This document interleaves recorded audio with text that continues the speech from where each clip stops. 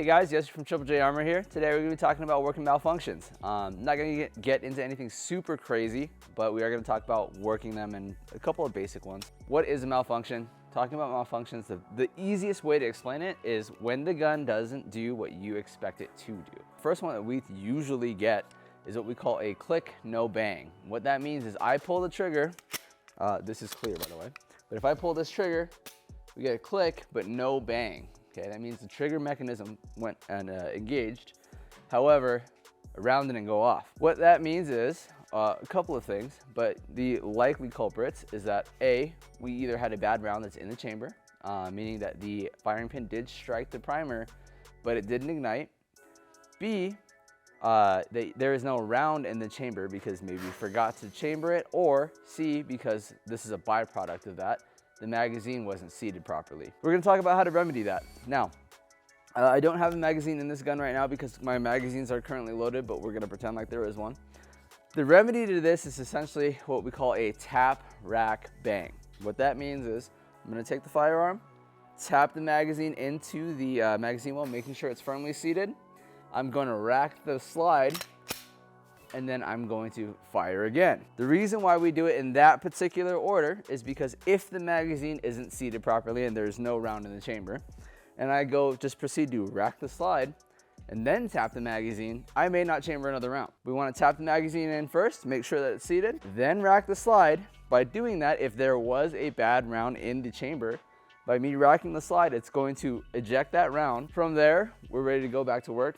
That's where we get the bang from. Again, tap the magazine in, rack the slide, and then back on the trigger. That should fix any sort of malfunction that we get on a click, no bang. Now, going backwards on this, the one big thing that I always tell my students, and I see this happen a lot, is before you start working on a malfunction, make sure you know what malfunction you have. We see a lot of people that'll just immediately go to a tap rack. That's really good for muscle memory. You identify that something hasn't happened with the gun that needs to.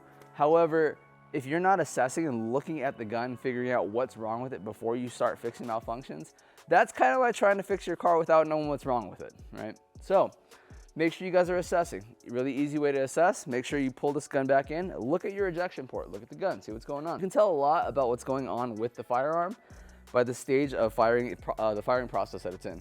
So just by pulling this back in and looking at it, I can kind of figure out what's going on. If I look at my ejection port or my slide here and it's locked all the way forward and I had a click no bang, well, I know that either there's a round in there that's bad or there's no round in there. However, if I look and my slide is partially open like that, got a different problem. If I look and I have a round sticking out of it, I got a different problem. If I tap rack and I may not fix it. So make sure you guys are assessing. But going back to the tap rack thing, making sure that you're tapping the magazine in, racking the gun, and then going back to work. We see a lot of people that they get a malfunction and it's just kind of like they give up, right? That's not the proper way to train. So make sure you guys, again, pull it in, assess, fix it, and then just go back to what you were doing. There's nothing wrong with that. There's no lull in time. You just keep going, okay? So that's a tap rack or a click, no bang. Now, the other malfunction that we're gonna talk about is a double feed, which we see every now and again. Usually it is a shooter-induced problem from limp wristing. What limp wristing means is that if I fire this gun with a weak wrist, this gun goes like this, and we do have a spring inside the gun, the recoil spring, that is, if you do this and limp wrist, it will assist the spring and rob it of inertia. So in that sense, you may not get a full cycle of the slide. You may have the slide cycle far enough to actually pull the round out of the chamber and try to rechamber around, but not eject the old casing. So in that aspect, we get a double feed. Now, everyone's got their own ways of fixing double feeds. Usually there's only like a couple different methods. However, again, to each their own. I'm gonna show you the way that I do it. I am gonna insert a magazine for this one, just so you can see. But if I see, I'm gonna pull this back and I look at my ejection chamber, or my ejection port. At the top of my slide, I'm gonna see two rounds. One trying to come out, one trying to go in. The way that I fix this is I'm gonna assess this. I'm gonna look at it, okay? I see those two rounds, I know I have a double feed. My first instinct is to strip the magazine out, okay? Get the source of feed out of the gun. I can sit here and rack the slide all day long, but if I have more bullets going into the chamber, it's not gonna help me at all. So get rid of the magazine. From there, hold on to it. When I say get rid of it, I mean pull it out of the gun. Don't toss it, don't drop it. There's no reason to get rid of this because there's still useful rounds. From there, what I'm gonna do is I'm gonna use my other 3 fingers and my thumb by having some sort of retention, whether you wanna do it this way, it doesn't matter. But hold on to this magazine. From there, I'm gonna grab the slide, rack it once, let it go, rack it twice, let it go, reinsert the magazine, rack it a 3rd time, and then go back to shooting. The way that this works, again, I'll do it kind of like a little faster, is I'm gonna go ahead, remove the magazine, rack, reinsert the magazine, rack again, and back on target.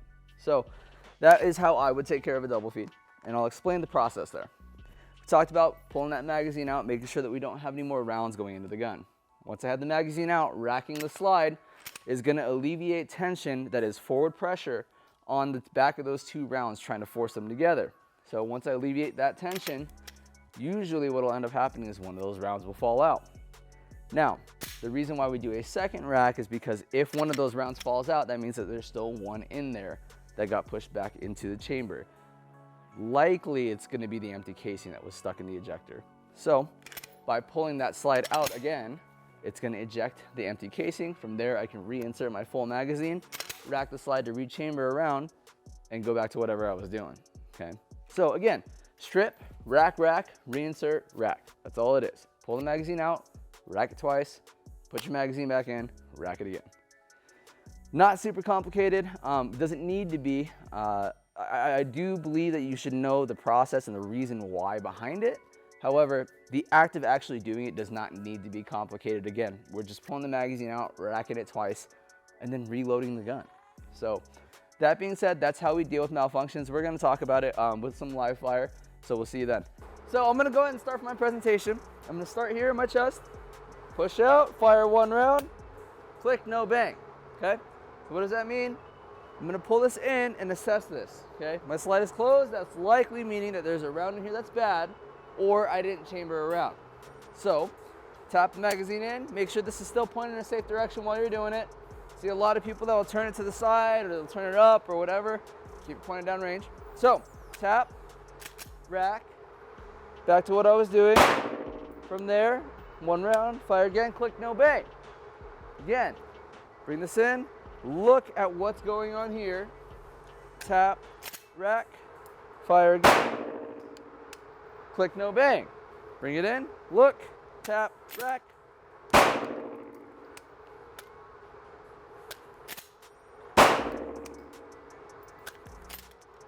And I'm out of rounds.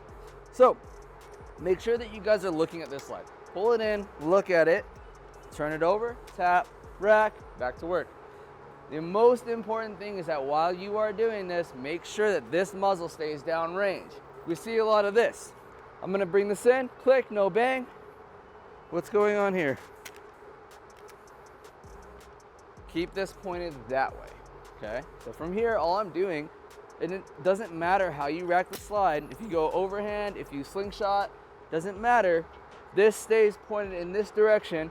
When it comes back, look at it, flip it over, tap, flip it back over if you're going slingshot. From here, if you're not, if you're going overhand, just turn it up, pull it, back to work, okay? Either way, making sure that this stays pointed down range, and you guys are going in that specific order of tap, rack, bang, okay? Tap, rack, bang. As you get more comfortable, you'll notice certain things, like when I fire, if I get a click, no bang, and the slide didn't move, I know that that slide's closed, okay?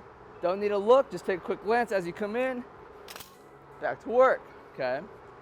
Or you may notice a difference in the way that it recoiled. It might have recoiled a little bit softer, indicating that you might have had a different malfunction.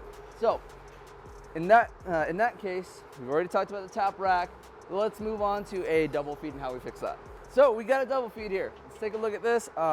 This would obviously be induced while you were shooting, but for the sake of this, I've go ahead and induced it myself. So, pulling this back, I'm gonna look at this. Looking at this, I can see that my slide is partially open. Not only that, I can see 2 rounds there. You've got the shell casing that was trying to come out and the round that was going in. Starting off with this, I'm gonna assess, look at this, make sure that I actually know what's going on with the gun before I start doing things to it to try to fix it. From there, strip, pull that magazine out. Okay, round fell out, but I still have a round in there, right? I have a shell casing. So, holding onto this magazine, I'm gonna rack once, gonna rack twice for good measure, reinsert, and I'm gonna go back to what I was doing. Working on that double feed again, okay?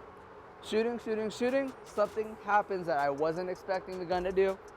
Pull it back, look at it, I've got my double feed. Okay, strip the magazine out, rack, rack, reinsert the magazine, empty magazine, but back to work, okay? It's very simple, doesn't need to be anything more than that. Again, remove, rack, rack, reinsert, rack again, okay? That's gonna be it for today, guys. Make sure you work on those malfunctions because they do happen, all right? Don't let it catch you by surprise, and also keep moving from them. That being said, have a good day, guys, and see you guys next time.